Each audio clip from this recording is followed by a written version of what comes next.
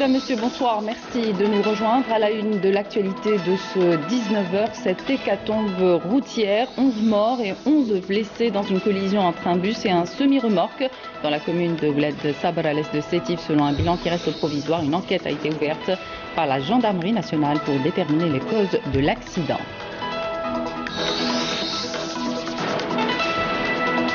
Depuis le 1er juin, 920 incendies ont été enregistrés par les services de la protection civile, un pic de 50 incendies durant ces dernières 24 heures. Plusieurs sont actuellement en cours.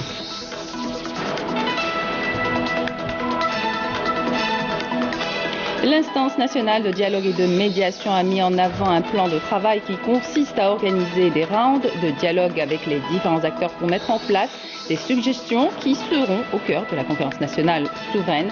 Les détails dans ce journal.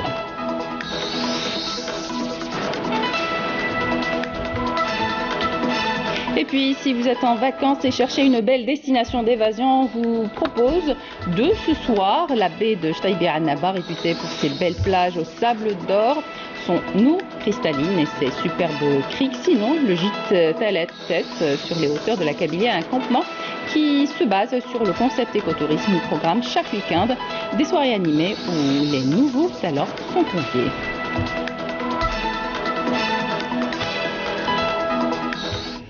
Bienvenue à tous. On entame cette édition malheureusement avec cette hécatombe routière. 11 morts et 11 blessés dans une collision entre un bus et un semi-remorque dans la commune d'Ouled Sabr à l'est de Sétif selon un bilan qui reste provisoire.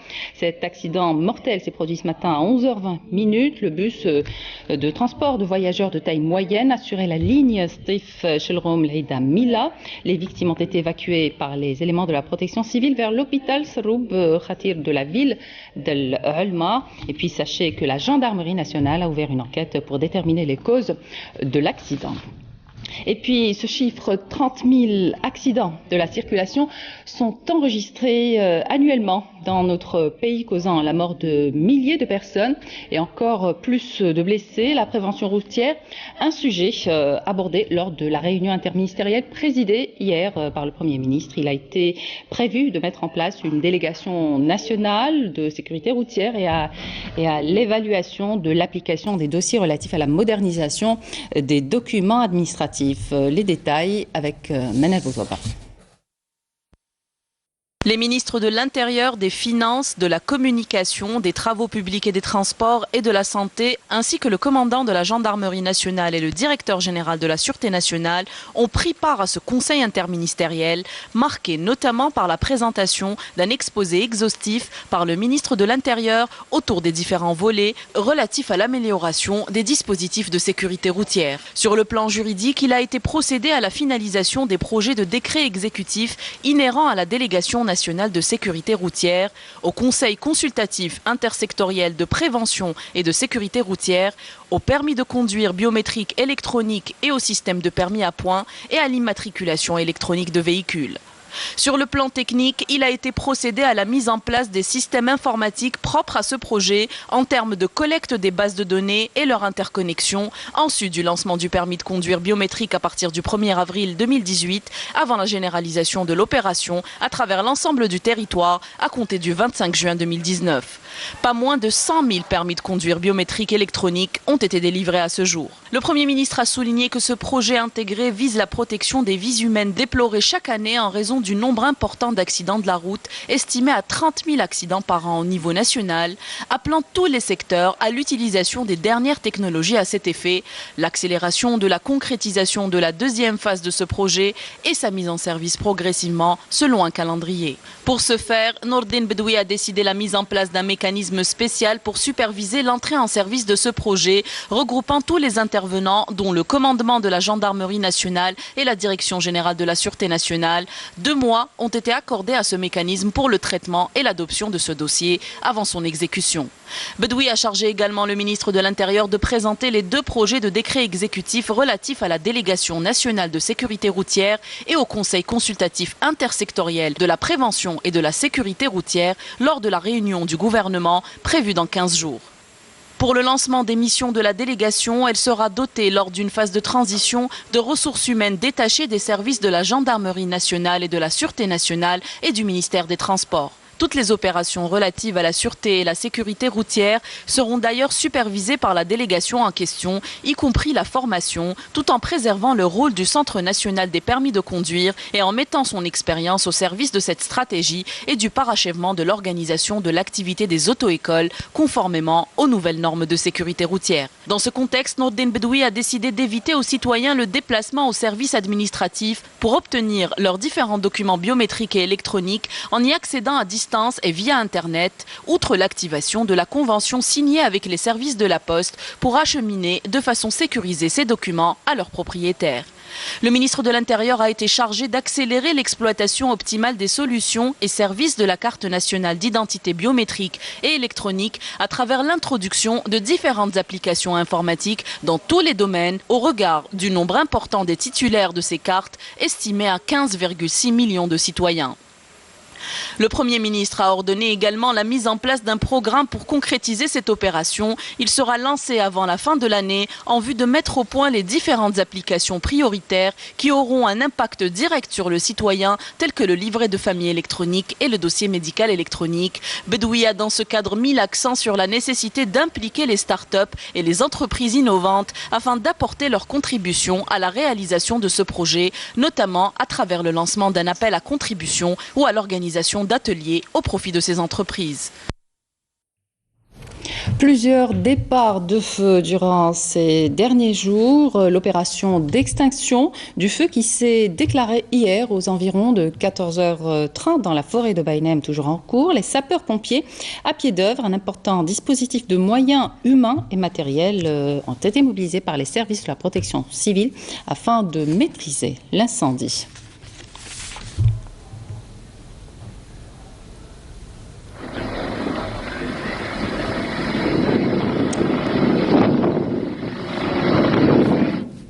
Écoutez, je vous propose d'écouter un responsable de la protection civile.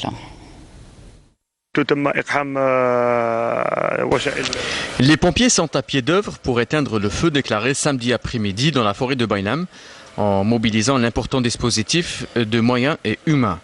Je citerai 18 camions, 5 véhicules légers ainsi que 2 hélicoptères du groupe aérien de la Direction générale de la protection civile qui ont effectué 7 vols pour circonscrire les 5 foyers de feu. Des centaines d'hectares de couverts végétaux sont partis en fumée ces derniers jours. Les feux de forêt ont touché plusieurs régions du pays. La faune et la flore sont les premières victimes. Un véritable désastre écologique. La hausse des températures a exacerbé la situation. On fait le point avec Nissim Ben Saïdi. Au cœur des flammes, ces agents luttent au quotidien contre les incendies qui ont ravagé le capital forestier depuis le mois de juin. La direction de la protection civile fait état d'une superficie de plus de 4700 hectares de végétation ravagée par les feux au niveau national et ce depuis le début de la saison chaude. Un bilan lourd appelé à la hausse et qui représente selon la direction de la protection civile le triple par rapport à celui de 2018. La wilaya de Tissemsilt vient en tête avec la destruction de 1126 hectares, dont des milliers d'hectares de palmiers, d'arbres fruitiers et même d'orge et de blé ravagés par les flammes. Le massif forestier de la wilaya de Tizi Ouzou n'est pas en reste. La région a enregistré une centaine de départs de feu depuis la semaine dernière. 130 hectares de couverture végétale, broussailles et maquis sont partis en fumée. 1500 arbres fruitiers, notamment des oliviers, ont été aussi détruits. Même constat à Alger, Blida, Bouira, Annaba, Constantine et Béjaïa, où plusieurs départs de feu ont été signalés et plusieurs hectares partis en fumée. Des moyens humains et matériels colossaux ont été mis en place par la protection civile et la conservation des forêts pour lutter contre ce phénomène, à savoir brigades mobiles, camions à citernes, véhicules tout-terrain, engins de différents poids relevant de la protection civile et hélicoptères bombardiers d'eau.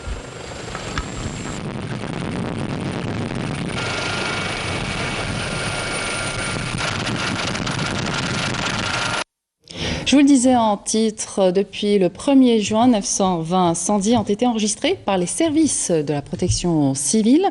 Un pic de 50 incendies durant ces dernières 24 heures.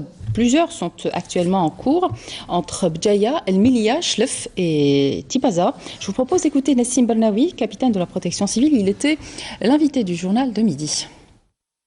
Actuellement, il y a une accalmie depuis les dernières 24 heures où on a eu le pic jusqu'à 50 incendies durant les dernières 24 heures. Actuellement, il reste 12 incendies en cours au niveau de la wilaya de Béjaïa, Médéa, Chlef et Tipaza. Ces incendies sont actuellement en cours d'extinction par les colonnes mobiles qui sont, c'est le moyen terrestre qui intervient actuellement. Donc, par rapport à hier où on a eu le pic de 50 incendies durant les dernières 24 heures, c'est vrai que c'était les wilayas de l'Est, le centre ainsi que quelques wilayas de l'Ouest. À Tipaza, il avait le pic avec 7 incendies, suivi par Béjaïa, Médéa et Chlef.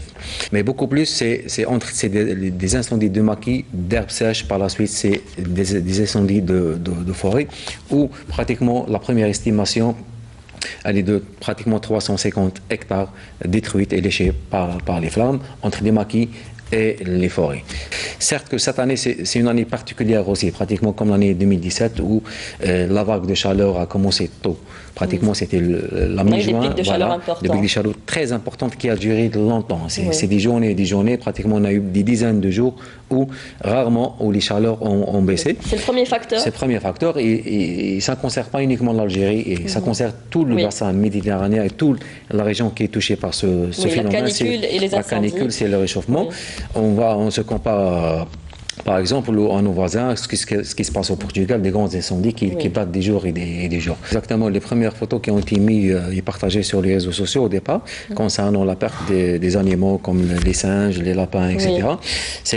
Ainsi que des grands incendies, ça date de l'année 2017 et c'est des images, certaines images ne sont pas de l'Algérie, d'autres images, ça date de l'année 2017. Il y a des vidéos et des images réelles qui ont été prises pendant l'extinction des incendies de forêt par les agents de la protection civile.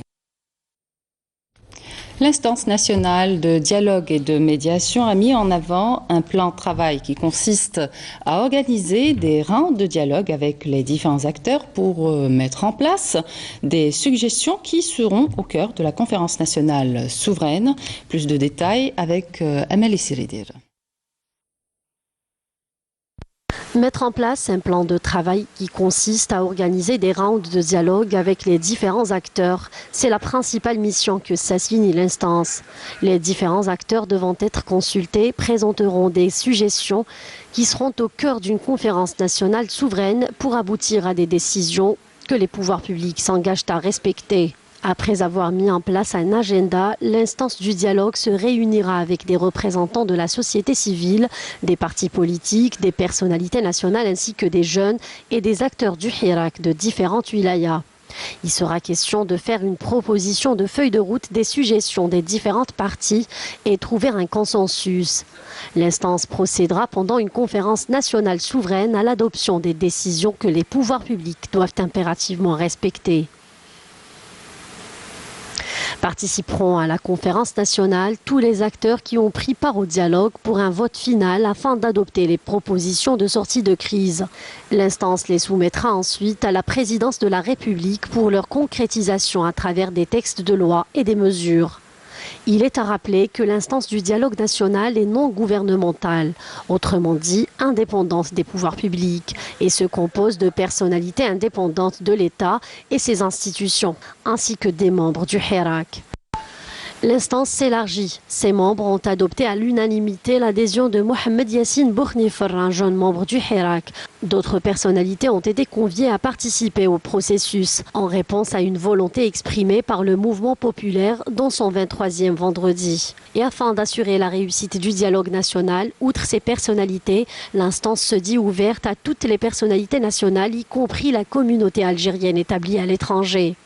Enfin, l'instance du dialogue national réitère son appel au pouvoir public quant à la nécessité de donner une réponse rapide concernant les mesures d'apaisement.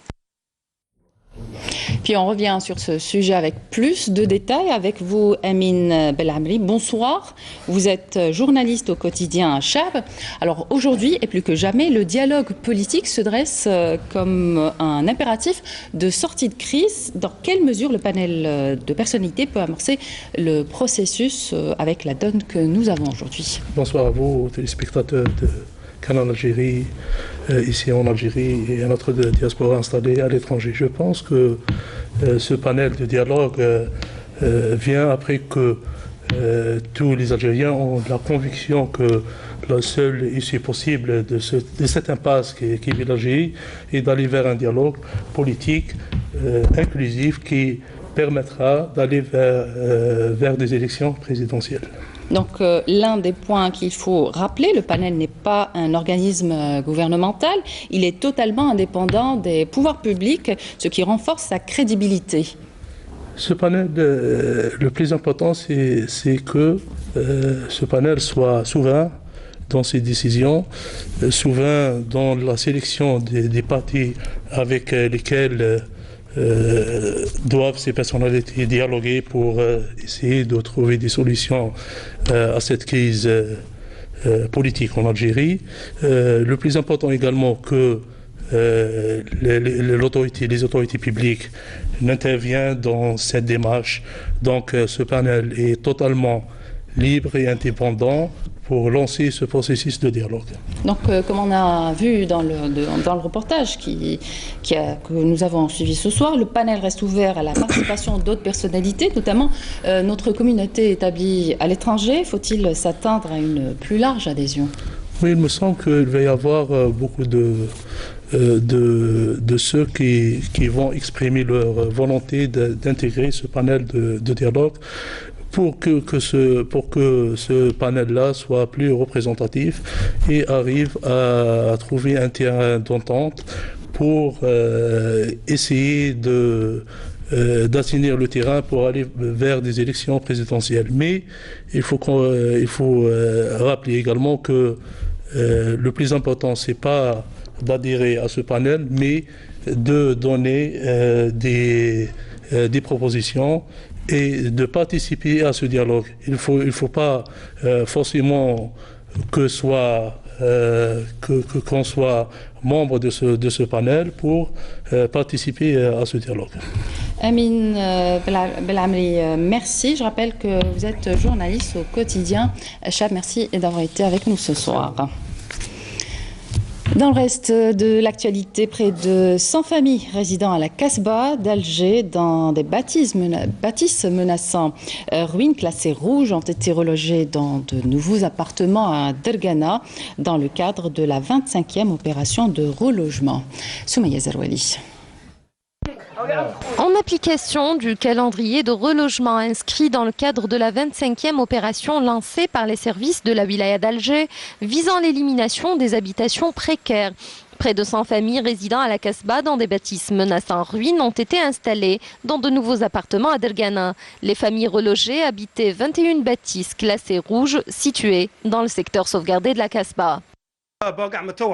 Nous habitons cette vieille bâtisse depuis très longtemps. Mon père y était aussi. Nous avons vraiment souffert, surtout lors de la saison des pluies. Pour ces familles qui viennent d'être relogées, c'est le rêve qui se réalise. Le rêve de pouvoir enfin dormir chez eux tranquillement, loin du danger. Nous habitions des maisons menaçant ruine. Nous pensions constamment au danger et nous vivions dans la peur. Ce n'est plus une vie. Personnellement, je n'ai jamais occupé une maison comme celle-ci.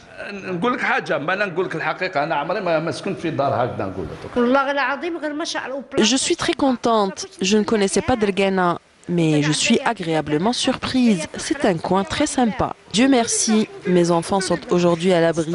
La maison que nous habitions ne disposait même pas de porte. Nous vivions pratiquement dans la rue. Je suis très content. Aujourd'hui, j'ai une chambre rien que pour moi. Le programme de relogement se poursuivra jusqu'à la fin de l'année au profit de 150 autres familles parmi les habitants de la Casbah. 98 familles qui occupaient 21 bâtisses menaçant ruine ont été relogées. L'opération se poursuit sur plusieurs étapes au niveau de la circonscription administrative de Bab el-Oued. Rappelant que près de 300 familles habitant 39 immeubles menaçant ruine dans la commune de la Casbah ont été relogées au mois de mai dernier par les services de la wilaya d'Alger dans le cadre de la première phase de la 25e opération de relogement.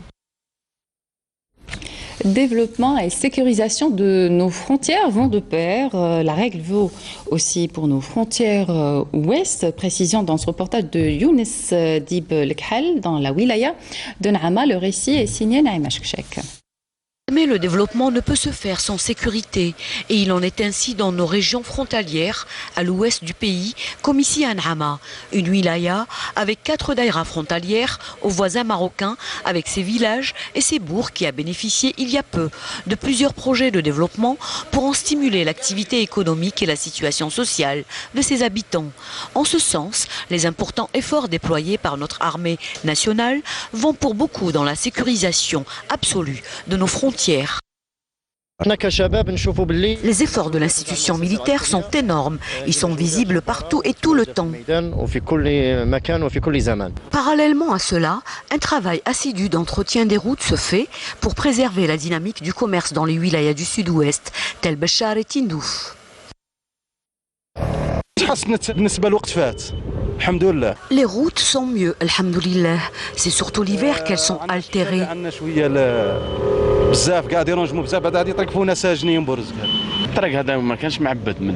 Cette route n'était pas bien goudronnée, mais maintenant ça va mieux.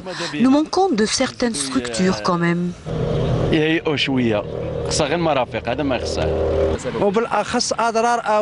À Adrar et à Aoulef, il faut vraiment réparer les routes défectueuses. Elles nous ont cassé nos camions, nos remorques et tout. Cette route est plus ou moins bien.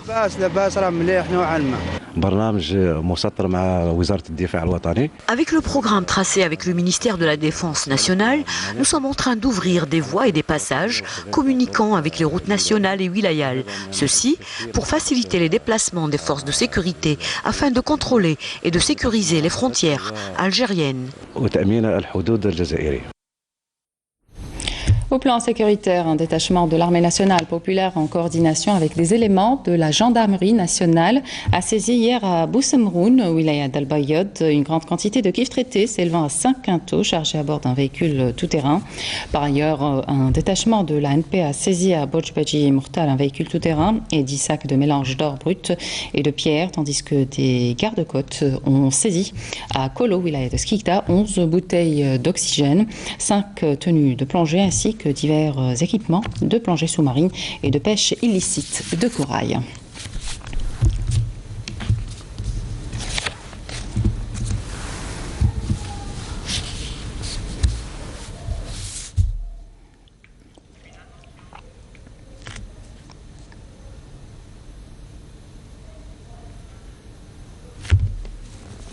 Le ministère de la Défense nationale informe que la régularisation de la situation vis-à-vis du service national des citoyens âgés de 30 ans et plus au 31 décembre 2014, à savoir ceux nés en 1984 ou intérieurement, se poursuit dans de bonnes conditions.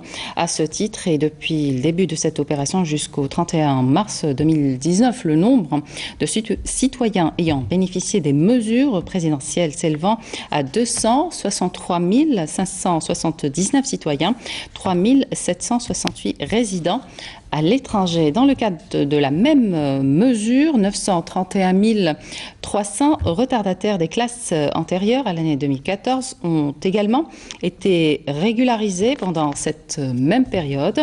Par ailleurs, le ministère de la Défense nationale porte à la connaissance des citoyens que les centres et bureaux du service national à travers tout le territoire national et au niveau des représentations diplomatiques et consulaires à l'étranger continueront à recevoir et à prendre en charge avec toute la célérité requise les citoyens concernés afin de compléter les procédures réglementaires et régulariser leur situation vis-à-vis du service national. Les vestiges historiques à Tazulta Betna, visités par la ministre de la Culture qui s'est enquis de la situation de ce site historique et de sa réhabilitation. Les détails avec Salim Kasser. La wilaya de Batna, elle seule, compte de nombreux sites et vestiges qui font de cette région un musée à ciel ouvert. Où Meriem Merdassi, ministre de la Culture, a fait une halte pendant sa visite à la wilaya. Nous allons aménager un jardin touristique. Ce site s'étend sur plusieurs hectares. Nous allons réaliser un circuit touristique avec des kiosques en faveur des jeunes de la région qui vendront des produits en adéquation avec le patrimoine culturel et historique de la région, en prenant soin de ne pas altérer les vestiges historiques et le patrimoine. Le musée de Tingad a été également visité par Mariam Mardassi ainsi que le Centre national de recherche en archéologie qui sera réhabilité prochainement.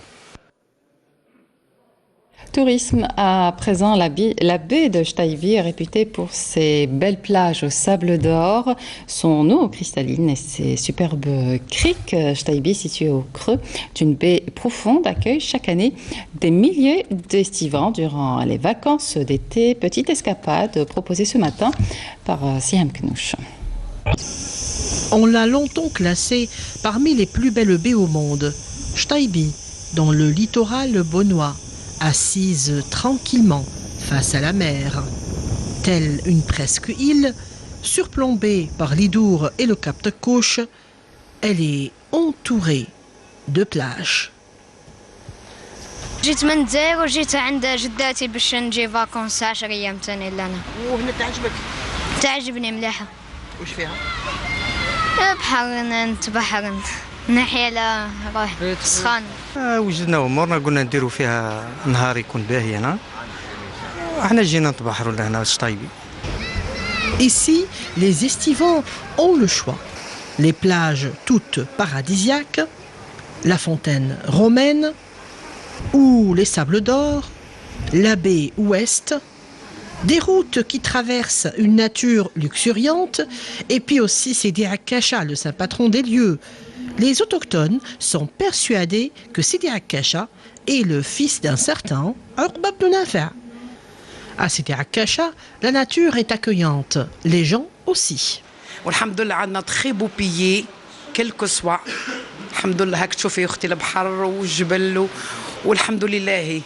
يجيو الناس de partout de l'Algérie. الحمد لله يعني عندي لي فامي تو لي فامي يعني من البلدان الكل عندهم كونفيونس فيا بولادهم ويجيو كاين اللي باتوا كاين اللي عقبوا لا جورني يخليوا لي فامي تاعهم الحمد لله tout le monde est content. Une mer turquoise, une nature paradisiaque, des sites naturels à découvrir, comme quoi, homme libre, toujours, tu chériras la mer.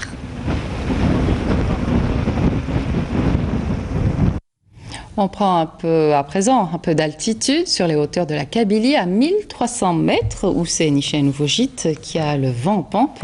Tête à tête, créé depuis seulement 2 années, ce campement se base sur le concept écotourisme. Il programme chaque week-end des soirées animées où les nouveaux talents sont conviés. Une belle ambiance qui démarre au coucher du soleil qui finit tard la nuit. C'est le reportage de Badia Amarni. Nous sommes à 1300 mètres d'altitude du côté de Bnini. La soirée s'annonce bien animée. Les premiers invités sont déjà sur place et les artistes ont commencé les répétitions.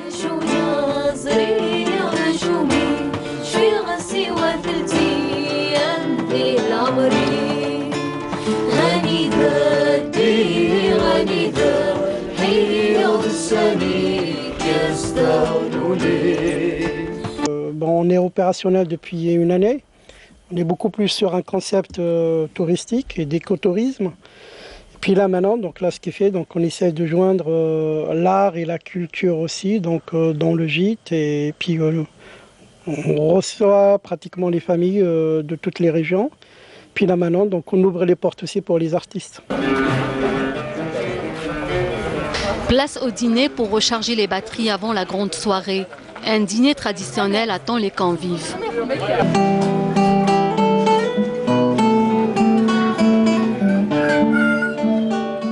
Le spectacle commence.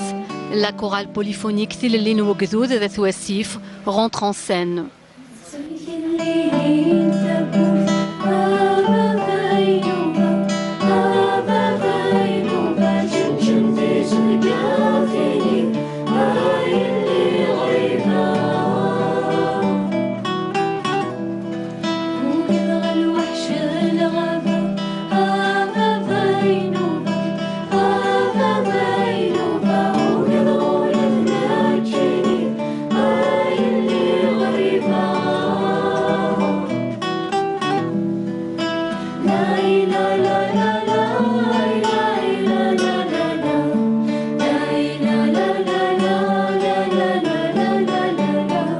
دساكين الجديد يوكني نانيمي شويه لا صواري كي نخدم كي لومبيونس الوغ يعجبها الحاله طاس ولد خمايكي قديم من ولد الحوايج كاع كل يقضي مني لان ذاكي فوالا الوغ يسمي شتايا لي تراديسيون تقبايليت ذوين كل يشدنا الورس بون يعجبها مليح ذاكي سي مليون فاميليال اي نسملي لي زارتيست كاع ذاكي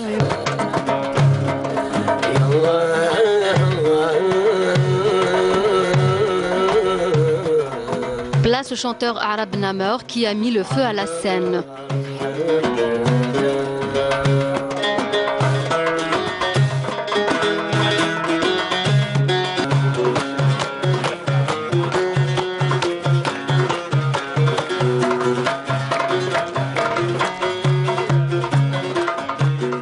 C'est la première fois qu'on vient à ce gîte situé sur les hauteurs de la Kabylie, un lieu magnifique.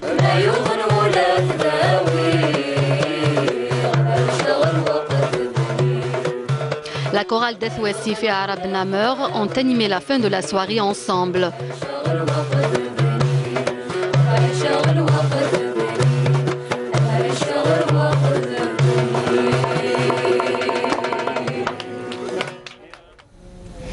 Voilà qui termine cette édition. Merci de votre attention. L'information continue sur les liens qui s'affichent sur votre petit écran. Demain à midi, retrouvez Free Alassari et je vous donne rendez-vous à 19h.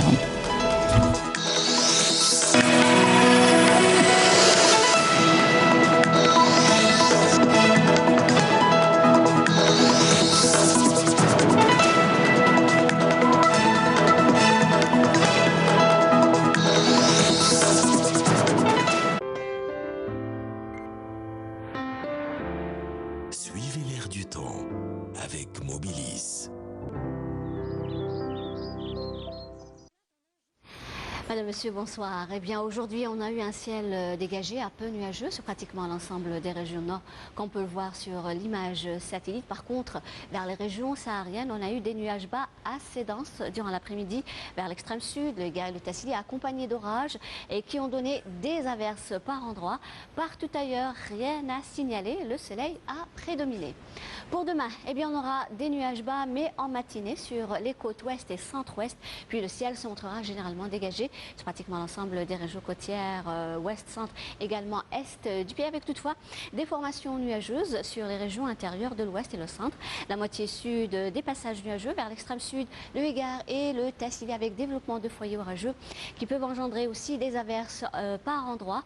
Puis le ciel deviendra partiellement voilé, mais cette fois-ci vers le Bécharois et le nord Sahara. Partout ailleurs, le ciel restera bel et bien dégagé. Le ciel restera bel et bien dégagé sur le sud-ouest, le Sahara central, les oasis, également le Sahara oriental, avec 2 fréquences seulement de sable, cette fois-ci vers le Sahara central et le Sahara oriental. Les minimales durant cette nuit et au lever du jour, eh bien, elles seront comprises au nord entre 18 et 22 degrés. Les régions du sud, 21 degrés du côté de Tindouf, 27 la Saoura, également l'extrême sud, 29 le nord Sahara, 28 les oasis, 23 le Gard et le Tassili, 30 degrés vers le Sahara oriental et enfin entre 31 et 32 degrés au Sahara central.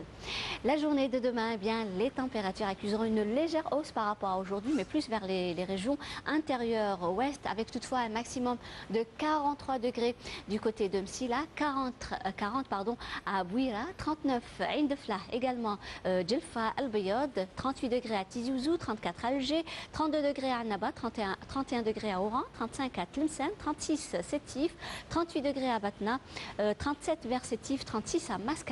Au sud, 42 degrés du côté de Biskra, 45 à Gardaya, Ilizi, 43 à Béchar, 40 Tindouf, 36 degrés Tamanrasset, Janet, 43 Borj Bedjimourtan Ngizam, 47 à Insalah et enfin le maximum 48 degrés à Drar, Hassim Soud et Ouagla. On va faire un petit tour du côté du Moyen-Orient. Le ciel se montrera peu nuageux. Plus exactement à Khartoum, Riyad, Abu Dhabi, Masqat, de la pluie prévue du côté de Sanaa. Ailleurs, le ciel restera bien dégagé.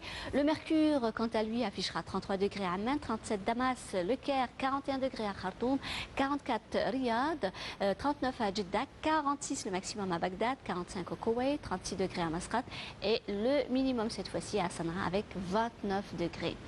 Et comme toujours, on termine ce bulletin avec l'éphéméride. Pour demain, lundi 29 juillet, le soleil se lèvera vers 5h50 pour se coucher à 19h58.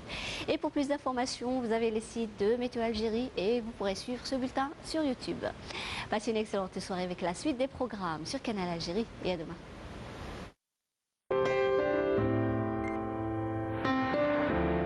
Suivez l'air du temps avec Mobilis.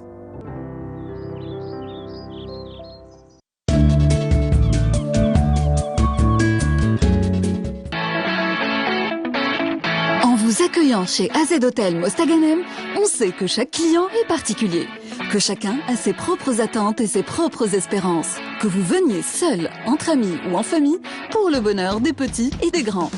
Relax, sportif, familial, chacun trouvera son moment de bonheur. Voilà pourquoi le cadre idyllique de nos établissements a été pensé, conçu et réalisé pour combler vos moindres attentes.